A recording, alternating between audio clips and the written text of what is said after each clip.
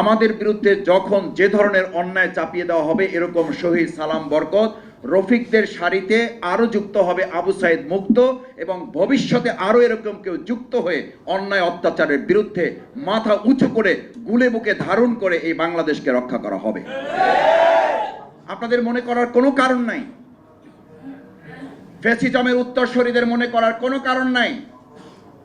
শহীদ সালাম বরকত রফিক জব্বার সাইদ মুক্তরা ওই সময় পর্যন্ত থেমে যায়। তাদের রক্তের ধারাবাহিকতা যতক্ষণ পর্যন্ত চূড়ান্ত বিজয়ের দিকে না যায়, তাদের উত্তরসূরিরা আরো বুক পেতে থাকার জন্য অপেক্ষমান থাকে এবং দেশকে বিজয়ের দিকে তারা এগিয়ে নিতে থাকে। কিন্তু দুর্ভাগ্য কি জানেন, আজকে এখন চলেন ঢাকা বিশ্ববিদ্যালয়ে, আমি সাংবাদিক বন্ধুগণ, বুদ্ধিজীবীগণ যারা এই 52-এর ভাষা আন্দোলন সামনে রেখে গরম করা বক্তব্য রাখেন, কেউ কি জানতে চেয়েছেন 52-এর ভাষা আন্দোলনের অন্যতম অগ্রসেনানী বাংলাদেশ জামাত ইসলামীর সাবেক আমির, যাকে অন্যায়ভাবে জেলখানায় রেখে ফ্যাসিস্টরা হত্যা করেছে, শহীদ করেছে, তাকে প্রফেসর গোলাম আজম রাহেমাহুল্লাহ এই ভাষা আন্দোলনের অন্যতম একজন ভাষা সৈনিক। তার নাম ঢাকা বিশ্ববিদ্যালয়ের জিএস তালিকা থেকে যারা বাদ দিয়েছে, এখনো কি সেই নাম সেখানে যুক্ত করা হলো? এই ভাষা আন্দোলনে যারা লম্বা লম্বা বক্তব্য দিয়েছেন, পুরো ফেব্রুয়ারি জুড়ে একবার তাদের মুখ থেকে প্রফেসর গোলাম আজম রাহেমাহুল্লাহর নাম উচ্চারণ না করা মানে ভাষার ইতিহাসকে আজও বিকৃত করার অপচেষ্টা চলছে। কেন? প্রফেসর গোলাম আজম রাহেমাহুল্লাহর অপরাধ কি? কি অন্যায়?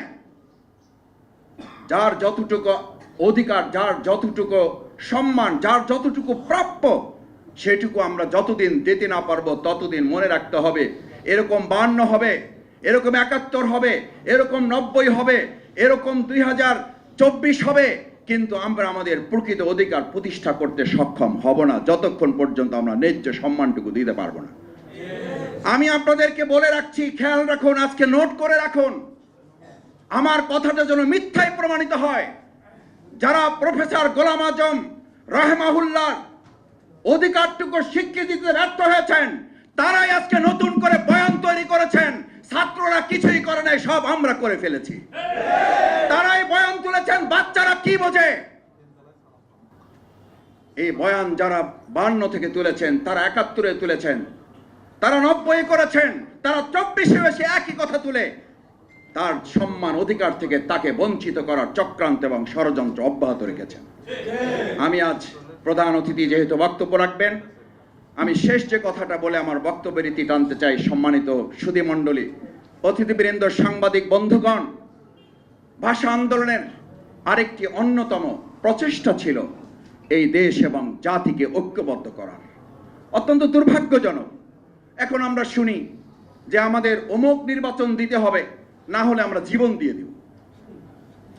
একটা নির্বাচনের জন্য জীবন দিয়ে দিতে হবে। এই জীবন দেওয়া মানুষগুলো আমরা এতদিন কোথায় ছিলাম? আমরা তো গুলির সামনে দাঁড়াতে পারি নাই, দাঁড়িয়েছে তো আমাদের ছাত্র, তরুণ, যুব সমাজরা।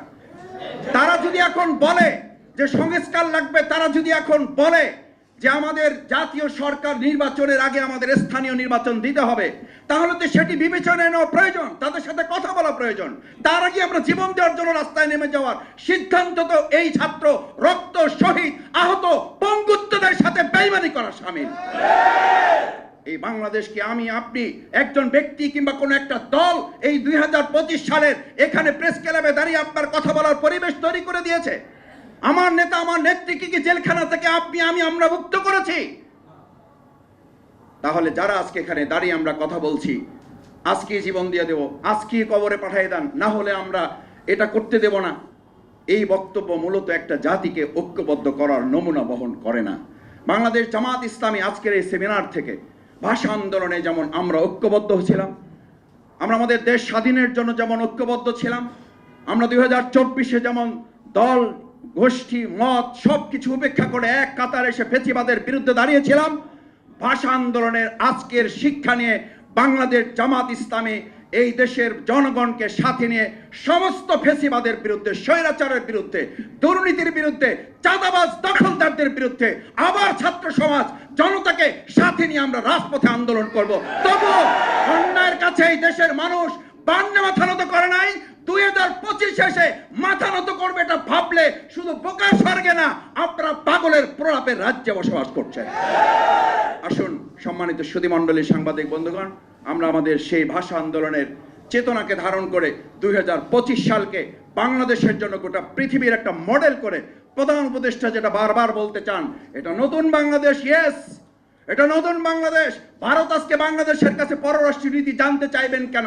53 বছর স্বাধীন বাংলাদেশের কাছে আমাদের প্রতিবেশী রাষ্ট্র জানতে চায় আমাদের পররাষ্ট্র নীতি কি হবে, হোয়াটস হ্যাপেন্ড, কি হয়েছে। বরং আমরা বলতে চাই আমাদের প্রতিবেশী রাষ্ট্রের সাথে পৃথিবীর অন্য রাষ্ট্রের যে সম্পর্ক, আপনাদের সাথে আমাদের সেই সম্পর্কই বিরাজমান থাকবে।